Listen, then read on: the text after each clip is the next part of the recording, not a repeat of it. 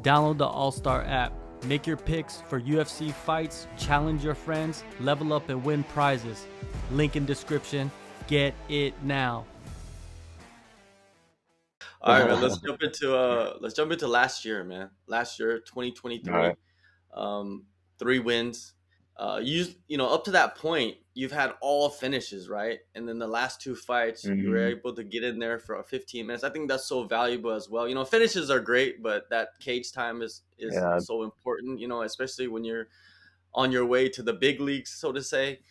How important was that year Yeah. for you and your development? I mean, yeah, it was a really formative year, I think, because me being me, of course, I was pissed off after both of those wins. I want finishes. I want to be that exciting fighter.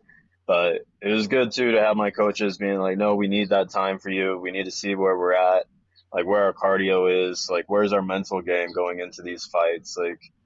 Can we stay focused for a 3 round fight? Because once you get into the UFC, like you said, I'm on the rise. It's going to be coming up. Like we need to know what we're going to be, what our mental game's going to be, how everything is going into those fights. So it was super important. Were your coaches, like you mentioned, 15 minutes, two fights, you know what I mean? And the other fight was actually a 3 rounder as well, but it ended early in the third round. Do you guys go back Hmm. and dissect those fights and see how you reacted to certain moments and stuff like that?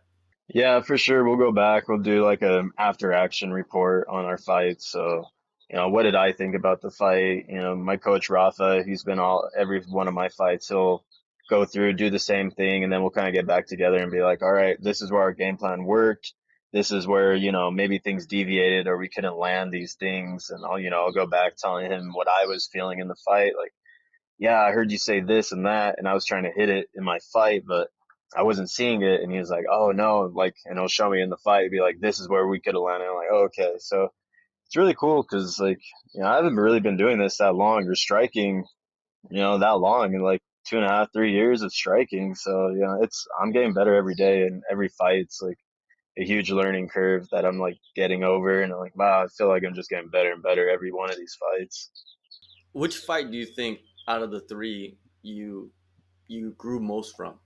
I would say probably the Jonathan Davis fight. I think that was the first time where I had to fight someone whose style was like really trying to counter my own. He's trying to keep me at range. He's trying to stop me from coming in. There's a lot of circling, a lot of cage cutting, and that one was like forced me to get, all right, we need to concentrate. Like, how do we fight these guys where they're not going to play into our game?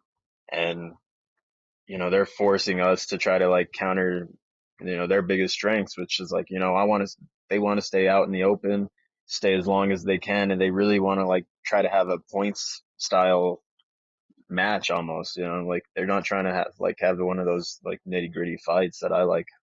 So I think that one probably helped me grow the most, and it really helped when I fought the next fight, my last one against Gerardo Graniel.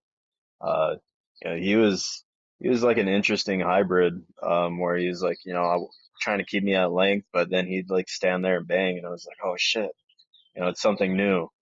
Josh Walker. What happened to that fight? I was going through some injuries at the time, and then eventually got to the point where like, man, we'd like to reschedule if we can. I tried getting it rescheduled for like the month after, but didn't end up working out. My teammate was actually supposed to fight him too, this month, but I guess that one fell out as well. So And the injuries, is it just something minor that you just couldn't take the fight at that moment? Is that what was up? yeah, yeah, just like nagging injuries, my hands, my fists, and then, a little bit of, just like not quite concussion stuff, but, I just wasn't feeling 100% and like wanted to take the time to like fully be sure I was ready and able to take that fight and be able to go 3 rounds without worry. Now you're set to face Alberto Trujillo at Fury FC 89. What do you think of him and the matchup? I love the matchup. I actually fought on a Fury card with him, and ended up talking to him at the time. I think he's a really talented fighter, but I think the way he fights is going to be a perfect matchup for me. He's constant pressure, constant forward, trying to output higher cardio than his opponents. And I think that's going to work great for me because I'm constantly forward as well. So I think it's going to be, he's going to have to succumb to my pressure, and we're finally going to be able to see how he fights on the back foot. It's important to have these types of challenges right ahead of going to the next level, so to say. These types of matchups, Hmm. right? Especially what you're talking about last year, the different styles. Some guy, Hmm. Jonathan Davis was someone that was very similar to you, and you had to battle that and that style, but it's Yeah. different from your style at the same time. And I think Hmm. Trujillo is kind of the same way, right? Yeah. Yeah. Like, he's like literally looks like my mini me. Like, he comes up to here on me. He's, a lot pretty strong for the division. All this constant pressure. I'm super excited about it though. Like, I think he's really talented. He's one of the best flyweights in the country right now. But so am I. So I want these tough guys. I want these tough fights. I want to prove to UFC, my management. I want to prove to myself that, I'm the best in the country, even though I've only been doing it, a short amount of time. I want to prove to everybody, like, I know I'm here, and once I get to the UFC, I'm going to be able to make a championship run. Like, I'll be champion. Your last fight was in October. So did you kind of sit Hmm. back and turn the rest of the year off? You're still training, but I mean, you kind of enjoy the holidays. Yeah, a little bit. I mean, it's like a constant training thing. I'm one of those people, is if I'm not doing anything, like, I'm getting worried, like, what's that other guy doing? Like, I need to be doing more and more. But it was still nice having that bit of a break where you don't have like quite the fight pressure on you. You can just kind of train, get better, and have fun. So it was really nice. That's, the biggest break I've had so far. I've had those 9 fights were pretty close together, like a year and a half, 2 years. So yeah, it's been nice having that time off, and I'm ready to start that grind again. Yeah, man, it's the schedule you've kept is pretty amazing. Yeah, man, and it's like as long as I'm healthy, like I'll fight, every month, every other month. Like I want to get these wins up. I want to keep defeating the best regional guys in the country, so then I can go to the UFC and like start being best guys in the world. And the training camp, man, how's that looking? What's the crew, the cast and crew around you? Yeah, so I got Coach Mark, Rafa Wheel. Those are my coaches for this fight. Me and Rafa have been really working on it. As far as like the guys I'm like training with, like uh, Chris Gutierrez and Jonathan Martinez, and then we have one of my main training partners is like I think he has some of the best boxing in the gym right now, and Brian Mitchell. He's awesome, and he's going on like I think a 4 fight winning streak right now. He's like 7-2. That's been one of my main training partners, and that dude's phenomenal. Like me and him have a bet to see whoever reaches top 15 in the UFC owes the loser owes the other one $1,000. So I can't wait for him to, me and him be in the UFC together. That's a solid bet, man. I like that bet. That's a good bet. Yeah. Oh yeah, he's great. We're always talking shit, always pushing each other, always making each other better. We just started a new strength and conditioning, at a new gym together too, for as far as our strength and conditioning goes. So I'm pretty excited about this fight. Nice.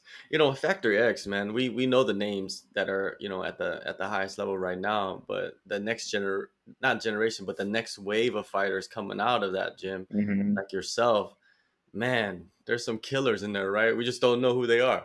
Yeah, man. Yeah, exactly. It's like Yusuf just got back in, Markel, he just got in. It's gonna be me and Brian next, and it's like we've all been there for a while, so it's pretty cool to see everybody get their opportunities. Everyone's like brothers there, so like whenever anything good happens, you're just so incredibly excited for them. You see every day how hard that everybody works. So it's like, man, like I see all your guys' like hard work pay off, and it just gives you motivation to work harder every day. Yeah, because you guys are the ones helping them out during their run. Yeah, Really, no one knows you. Now it's yeah, flip. What I mean? Now you're getting your foot in the door, and they're helping you. You know what I mean? Like it's a lovely thing, man. yeah, yeah, exactly. Like I've been trying to help Brandon Royval out with like the wrestling aspect and like the wrestling side of things, like for his fights.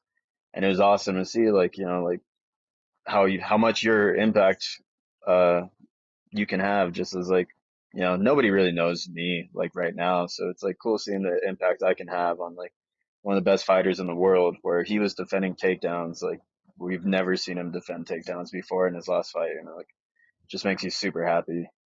Yeah, and dude, you're facing all the wildest styles, right? Like Jonathan Yeah, Martinez and then Brendan Royval. Like these are just some, you know, wild styles right there. You know what I mean? Like it's very technical strikers, yeah, but unique in yeah, their own yeah, way. yeah, exactly. And it's like, I mean, yeah, like I said, I never had any striking, you know, before MMA. Just kind of jumped in there, started at Factory X, been with Factory X my whole career. So it was like I'd always steal like little bits and pieces from everybody. Like, you know, like Vince Pichel, I stole his teep, and like Chris Gutierrez, I was stealing his like sneaky leg kicks, and same with Martinez. And then Brandon was like stealing all the cool jiu-jitsu stuff he does in his scramble, and it's like his output. And like Yusuf's jab and his cool little like Machida takedown that he does is like, so I'm like just like kind of trying to be a hybrid of all the good guys at Factory. What was it? Was it kind of frustrating? You know what I mean? You're still developing your striking. You mentioned earlier that you've only been doing it for a Mhm. couple of years, and you go in there against like some of the highest level strikers in MMA and spar them. Was it Yeah. frustrating at first? Oh yeah, for sure. But I mean, I think in this sport, and like it helps coming from a wrestling background, is like you're not always the hammer, you know. And I think it's way better for you to be the nail most of the time, and you know, then you can slowly become the hammer. But yeah, I mean, it's super frustrating, but it's also fun because it's a totally new martial art, is total news coming, you know, from a wrestling background. Everything was like so fun, new. So like they hit you with something and you're like, you can only laugh. You be like, man, I'm not even mad. That was cool. I was like, can you show me how to do that? You know, after practice, they'd be like, yeah. And like, you know, I just keep getting better from there, trying to like steal all the stuff that they do to me. So I'm finally at the point where I feel like I can start dishing a little bit of it back from time to time. So I'm pretty happy with like my progression as an MMA fighter. There you go. And this upcoming fight, man, what are you expecting out of yourself? I think I'm gonna go back to my finishing ways. I can totally see me getting another TKO in this fight. I think between my elbows, my striking, and my wrestling, like I don't think there's much he's gonna be able to do, and I definitely think it's a great matchup if he keeps pressuring me. You saw Lazoya, he tried pressuring me in that fight, and I just brutally disassembled him with elbows and knees, and you know he couldn't do much when it came to the third round. And what are your what are your plans for the rest of the year? Like, where do you want to be sitting with your career at the end of I this mean, of course, preferably undefeated. I'd like to be in the UFC by the end of the year, whether that's through contender or short notice. You know, I'm signed with Iridium, so you know, anytime I see there's a 125-pound fight that dropped out, I'm like in my manager's ear. You know, Jason, I'm ready. Put me in. I'll tell him for 35 fights too. Like just trying to get my foot in the door. But yeah, if I have to go through contender series, that's fine. If I'm short notice, that's fine. But hopefully in the UFC with a couple fights by the end of the year. All right, man. It all starts, man, this year. Your first fight, April 21st, Fury FC 89. Thank Yeah. you so much, man, for taking the time, and hopefully we'll chat a couple more times this year.